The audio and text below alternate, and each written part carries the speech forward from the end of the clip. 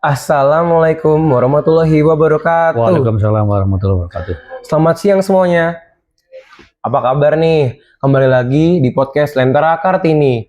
Bersama saya, Khalif Raffi Faradi dari kelas 10-2 selaku siswa SMA Negeri 30. Nah, di tengah-tengah kita sudah dihadiri Kepala Sekolah SMA Negeri 30, yaitu Bapak Teguh Santoso, SPD MSI. Pak, apa kabar nih Pak hari ini Pak? Alhamdulillah baik-baik Mas Halif. Terima kasih sudah diundang di podcast ini. Nah, sebelum saya mulai podcastnya, kita pantun dulu nggak sih Pak? Iya, silakan. Pagi cerah membawa cerita. Cakep. Merah putih berkibar di halaman. Artinya, Merdeka bukan sekedar kata, tapi ruang berkarya penuh tanggung jawab dan harapan. Oke, selamat datang di podcast Lentera Kartini. Dari aksara menjadi karya. Hari ini kita ngobrol santai tentang makna merdeka dari sudut pandang kepala sekolah. Oke Pak, tema yang pertama adalah flashback masa SMA. Oke. Nih, Bapak tuh pas SMA tuh termasuk siswa yang seperti apa sih Pak? Baik Mas Halif. Waktu Bapak SMA dulu, SMA-nya kan di daerah ya, di Tegal gitu kan. Jadi waktu SMA dulu ya berbeda jauh dengan SMA yang sekarang, dengan anak sekarang. Kalau dulu itu kompetisinya kelihatan banget. Jadi saya juga harus berusaha untuk berkompetisi, ikut berkompetisi dengan teman-teman yang lain supaya bisa sukses ke depan. Kira-kira itu. Oke Pak. Nah Pak, kan kemarin kan ada lomba nih di SMA Negeri 30, Iya. 17 Agustusan. Iya. Bapak tuh ada nggak sih kenangan yang paling berkesan pas 17 Agustusan? Pasti ada dong, meskipun beda ya zamannya 35 tahun yang lalu dengan sekarang itu sangat berbeda jauh. Cuma di lomba-lomba 17-an itu hampir semuanya dirancang untuk heavy fun aja. Jadi nggak ada lomba-lomba yang sifatnya bisa melanjutkan ke jenjang, misalkan yang menang mewakili ke O2SN, ke FLS 3N dan seterusnya. Jadi hampir sama, ada tarik tambang, ada balap karung, ada makan kerupuk dan seterusnya. Yang penting waktu itu kita gembira, gitu loh. Oke Pak, pertanyaan selanjutnya nih. Pasti ada dong Pak perbedaan antara pelajar dulu versus pelajar sekarang. Nah, menurut Bapak tuh apa sih yang paling kelihatan perbedaannya? Oh jelas Mas Ali, perbedaan pelajar dulu dengan pelajar sekarang, di mana waktu itu 35 tahun yang lalu itu akses dan tantangannya itu jauh berbeda. Jadi aksesnya sangat susah. Kalau anak-anak sekarang kan akses untuk dunia pendidikannya itu sangat mudah sekali ya dengan adanya gadget atau handphone ini, gitu loh. Kemudian tantangan anak zaman dulu itu untuk menuju ke sekolah saja, untuk mengakses ke sekolah itu harus berjalan kaki berapa kilometer gitu.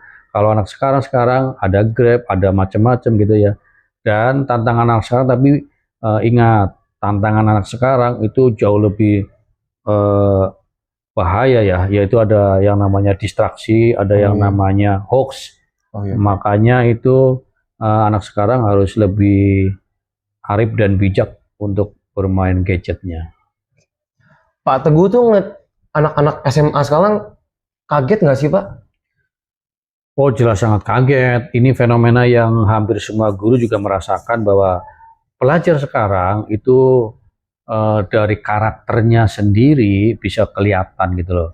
Pelajar sekarang berbeda jauh dengan zamannya dulu. Anak-anak masih nunduk ketika bertemu dengan gurunya gitu loh. Kalau anak-anak sekarang kan hanya ada sebagian kecil lah yang masih mengikuti mungkin pola hidup di keluarganya gitu ya.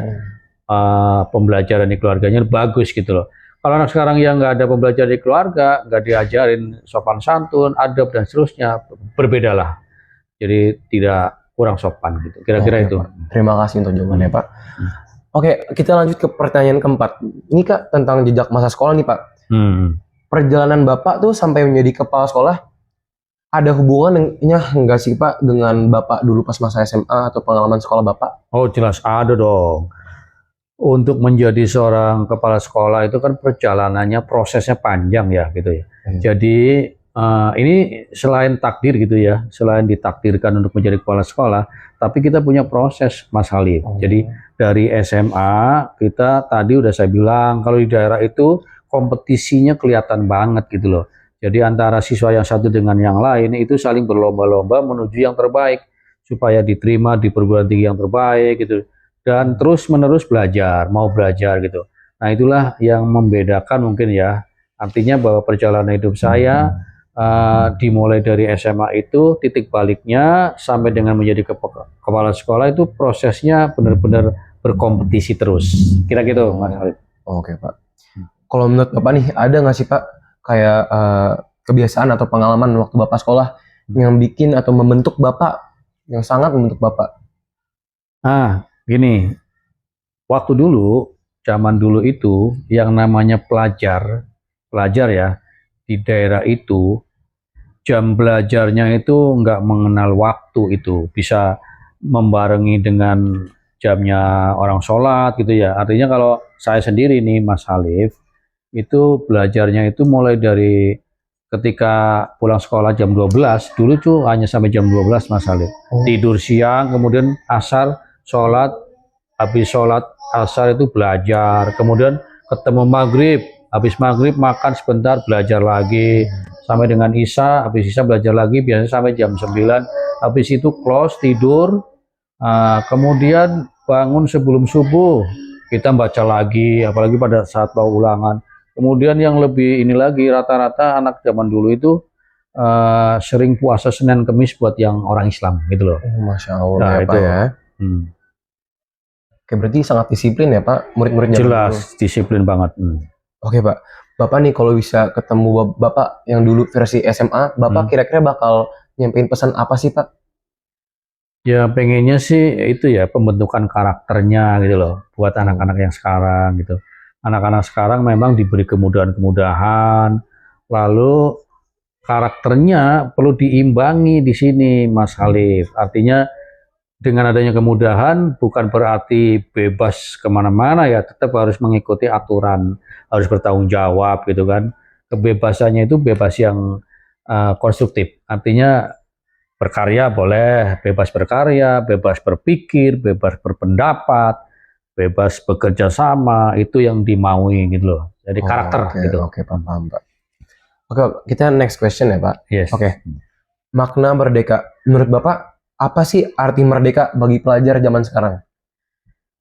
Merdeka itu bukan berarti bebas sebebasnya ya. Tadi yang Bapak bilang bahwa merdeka di zaman sekarang itu ya harus merdeka itu bebas dari tekanan, bebas berpendapat, bebas berkarya, itu yang dimaknai sekarang. Jadi seorang pelajar zaman sekarang ini yang dikatakan merdeka berarti dia punya kemampuan, punya skill, harus punya skill tuh.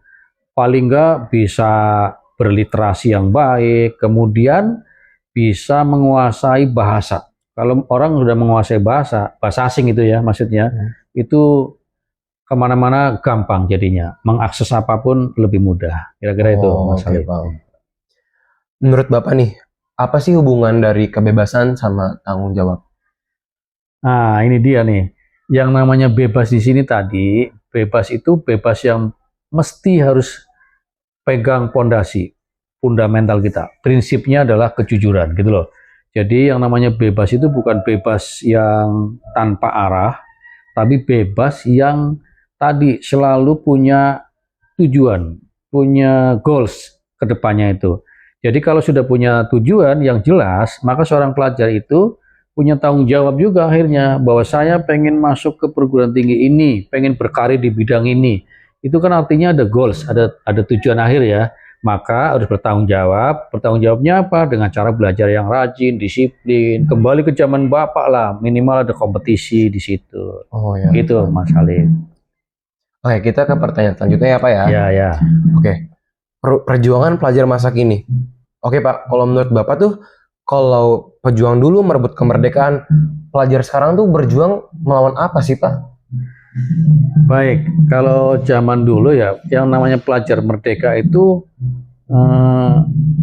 merdeka dari penjajah misalkan ya, kalau dulu nih. Kemudian merdekanya itu merdeka dari cara mengatasi aksesnya bagaimana. Kemudian merdeka dari mencari buku-buku susahnya seperti apa.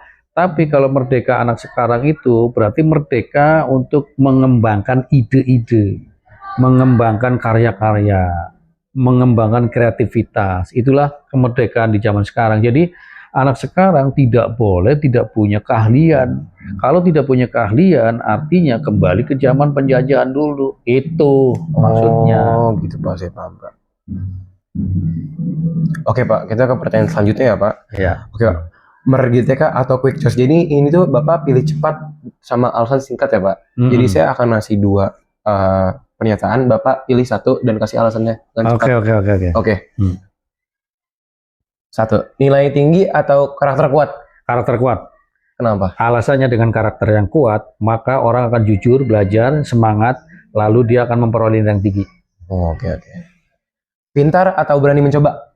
Berani mencoba.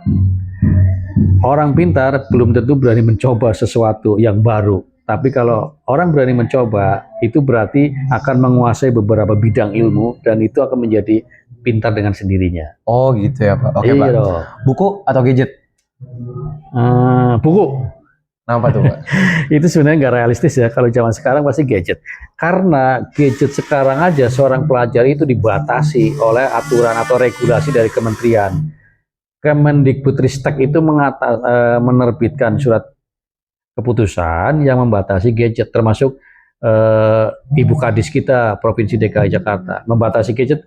Mas Halid merasakan kan bahwa pada saat belajar gadgetnya kita dikumpulkan gitu loh. Iya Pak. Iya. Pak, Bapak tuh mending jadi pemimpin atau jadi inspirasi Pak? Inspirasi. Kenapa tuh? Kalau seorang inspirasi itu bisa melahirkan para pemimpin-pemimpin yang hebat gitu loh. Tapi kalau memimpin saja itu kan sesuai dengan aturan yang ada, jadi cuma dari atasan ke bawahan, menyampaikan ke bawahan, itu tanpa menginspirasi. Oh, jadi kalau inspirasi itu bikin kita menjadi pemimpin. Betul, ya, jadi ya dengan inspirasi, maka orang yang diajak terinspirasi itu suatu ketika akan menjadi pemimpin yang hebat. Oke, Pak, mantap. Merdeka itu menurut Bapak bebas atau bertanggung jawab? Bertanggung jawab. Oh, kenapa tuh Pak? Ya karena yang namanya merdeka, tadi Bapak dari awal kan udah bilang bahwa merdeka itu bukan berarti merdeka tanpa aturan ya, tapi tetap harus punya prinsip, itu punya fundamental dari seorang pelajar itu ya selalu disiplin, jujur, pokoknya soft skillnya tuh harus punya semua lah, gitu. Itulah merdekanya Pak. Seorang pelajar. Oke Pak, kita udah di ujung acara. Menurut Bapak, pesan untuk murid nih Pak. Bapak kalau boleh menitipkan pesan untuk seluruh murid SMA Negeri 30 Jakarta di momentum kemerdekaan ini Pak, apa sih pesan Bapak? Pesan yang paling mendasar adalah berkaryalah para murid SMA Negeri 30 Jakarta, karena karya-karya Anda itu sekecil apapun kelak akan menjadi jejak digital dan kelak akan 10 tahun, 15 tahun yang akan datang akan menjadi refleksi kita. Jadi berkaryalah sehebat mungkin menjadi pelajar SMA Negeri 30 supaya menjadikan SMA ini suatu kebanggaan bagi diri kalian maupun orang tua kalian dan guru termasuk kami kepala sekolah gitu. Oke. Pak, jadi merdeka bagi pelajar bukan berarti bebas tanpa batas, tapi berani berpikir, mencoba, berkarya, dan bertanggung jawab. Oke guys, kita udah dari ujung acara. Saya izin berpantun penutup ya Pak, guys. Merah putih tinggi berkibar. Cakep. Menjadi bangga sepanjang masa. Artinya terus belajar, terus berkarya. Isi merdeka dengan karya nyata. Wih, mantap Mas Halid. Terima kasih semua. Saya pamit dari Lentera Kartini dan Aksara Menjadi Karya. Sampai bertemu di obrolan inspiratif berikutnya.